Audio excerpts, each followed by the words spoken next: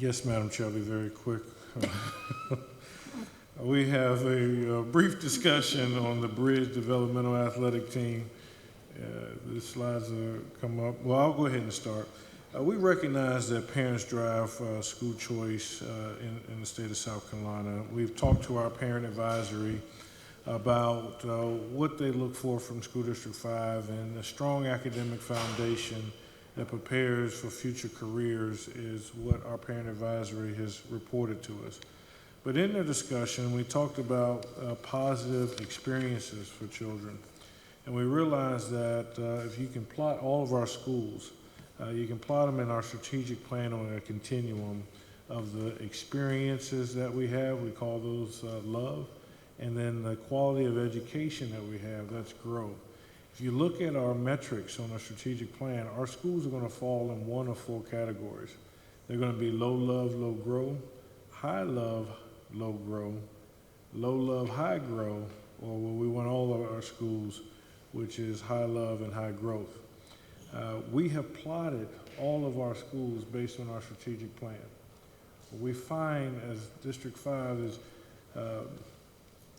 schools where it's high love and low grow, students stay there. They don't necessarily move. Interesting enough, low love, high grow, parents move students out of those areas. High love, high grow, you see it take off, but it's the low love, low grow area that we have the biggest concern. Without trying to embarrass anyone, when we look at our transition from fifth grade, from elementary to intermediate or elementary to middle, that is where we have the lowest ratings. Our district will be sliding in the middle areas to that low love, low grow area. So what do we do about that? Well, this format is not working, of course, and that handoff between elementary and middle school, or elementary and intermediate school, is where we're getting those low love, low growth experiences. We talked about the structure, and so we looked at programming.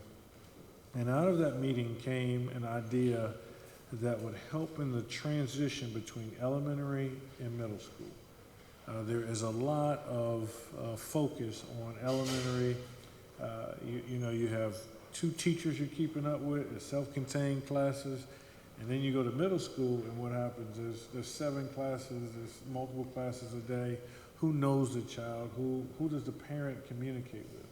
Going from 2 to 7 teachers is really tough on a lot of our families, and keeping that continuum.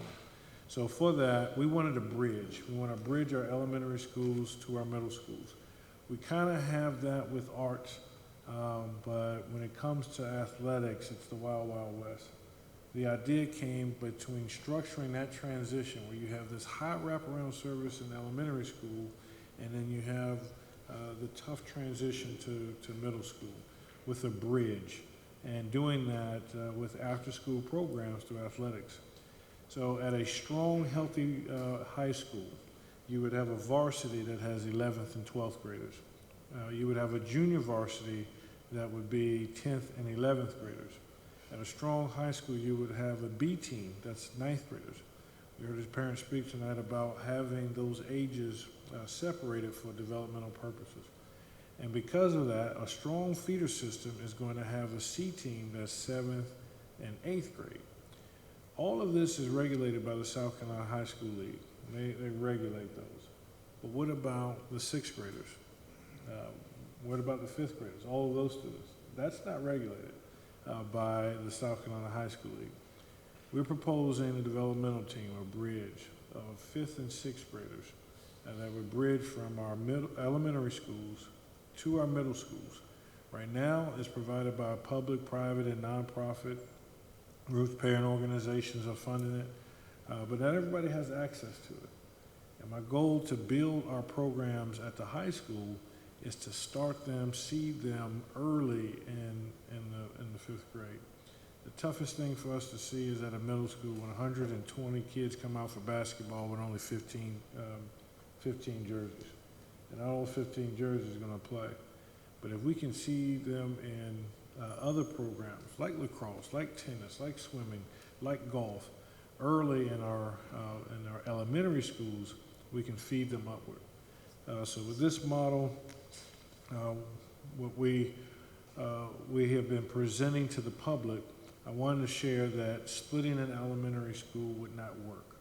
So this feeder system has 2 splits.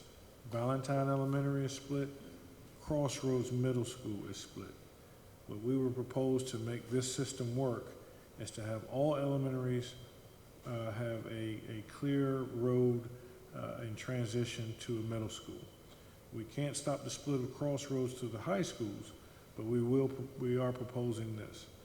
So this will require a new vote to adopt this structure, but it would have all elementary schools with a coordinator, but a athletic lead that helps make those connections from those 4th graders to get them onto working with families, to get them onto those middle school developmental teams. It gets more of our kids involved in our programs with our people. It is tough finding the people to take care of us, and so supplementing our people to take care of our children after school is a way we feel like we can make that handoff. By doing that, it is a proposal to bring our middle schools to be not many high schools, but to have athletic places to play, to compete. So we will, for the first time in a long time, have 3 grades at the current Chapin Intermediate School, moving that to Chapin Middle School. So we want to look at bringing up a multi-purpose field on that site. Same thing for the Crossroads Irmo site, to have 2 multi-purpose fields. Really freshen up this area to take care of their D team and their after-school programs on their site. As far as Spring Hill Middle, as we know, we're committed to Spring Hill High School being a magnet school, and so putting a multi-purpose field for the Spring Hill Middle athletic program. And last, I think the kind of the tightest one or the hardest one to do would be a Dutch Fork, to put a 1 or 2 multi-purpose fields there. So again, this is just for discussion, no action. But when we identified those schools that were statistically in that low love, low grow area, we wanted to find what positive experiences that we can connect to make that transition better. That concludes that presentation. I stand for questions. Do we have any questions? Yes. Mr. Banham. Yeah, just briefly, maybe we can get into this another time, but with the discussion of the budget and the increases that we're going to need just to fund what's going on, I think it would be appropriate just to shelf that for a little while. Just my opinion. Like get through the budget process? And figure out what our needs that we have to do, because, you know, families are having to make cuts, businesses are having to make cuts, governments, we can't just keep spending. So. Ms. Huddle. I guess I'm just very concerned that I feel like this whole meeting, we haven't really talked about academics. We've talked about money on, you know, assistant principals and on counselors and on a D team and athletic fields. And all those things are good. I mean, it would be nice to be able to do everything. But at the end of the day, our core mission is to educate children in the ones that come for K-4, but K-5 through 12th grade. And it's not like there aren't other entities that do these things. I mean, there's the Irmo Chapin Recreation League, and I understand there may be challenges with it, but I still go back to when all of our children are reading on grade level at the end of 3rd grade, let's talk about this stuff. But until then, we have a lot of work to do, and we're not talking about that. Other comments, Mr. Satterfield? Yes, and I understand what you're saying, Ms. Huddle, but let me just share with you, I've had the good fortune of working with elementary, middle, and high schools, and at the administrative level in all 3 levels. Nothing helps the climate of a school than success, the students experiencing success. And one of the biggest obstacles that you go through, whether it's elementary, middle, or high school, is helping students find confidence.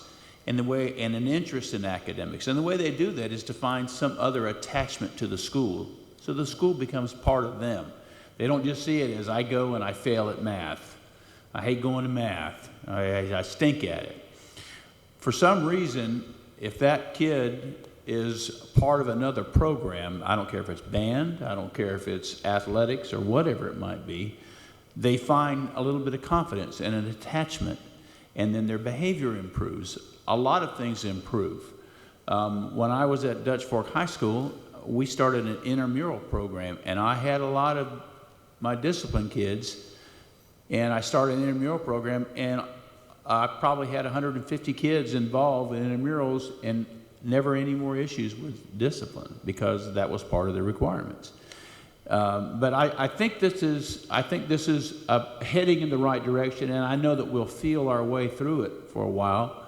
I think that it's a worthwhile endeavor. We're not investing a huge amount of money in this right now, but I definitely think it's good, and we talked earlier about ways of helping kids, whether it's through psychologists or counselors or whatever. I can tell you as a coach, as a high school football coach and basketball coach, I get more compliments from former students or players who say, thank you for taking the time, spending the time. You taught me so many different things. And to be able to start that at the elementary school level, I think that's a real positive. Yeah, I just want to say I've consistently talked about investment in schools and the school district, the importance of investing. I disagree completely with Mr. Bainham about cutting for the sake of cutting. Just because other areas are being cut, that's not the solution. To me, it's about return on investment. You invest in your schools, you invest in your district, you invest in your communities, and you measure it by what your return is. Do these investments help us increase our overall performance academically, athletically, because all of these areas touch our kids' lives and touch our community. And so that should be the focus, not just cutting for the sake of cutting nominal dollars. It's not about that, it's about investing.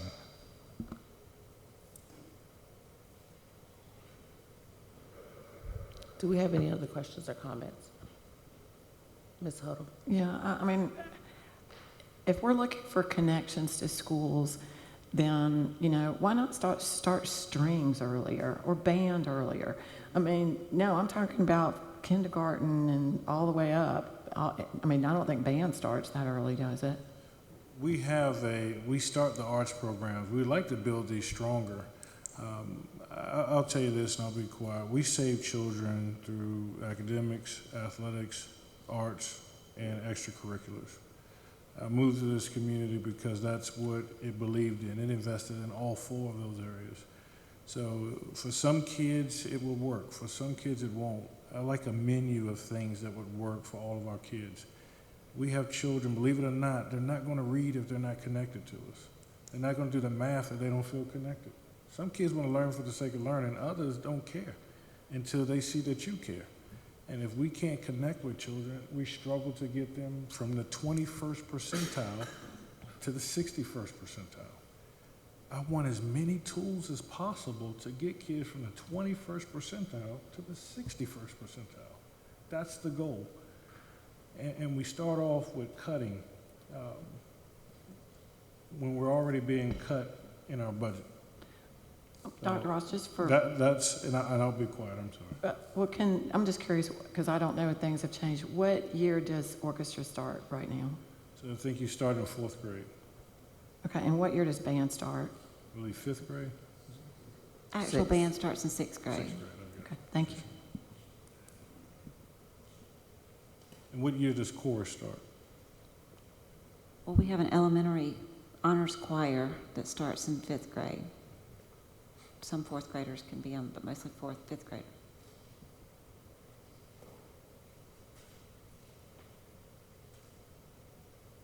Do we have other comments or discussion for this topic?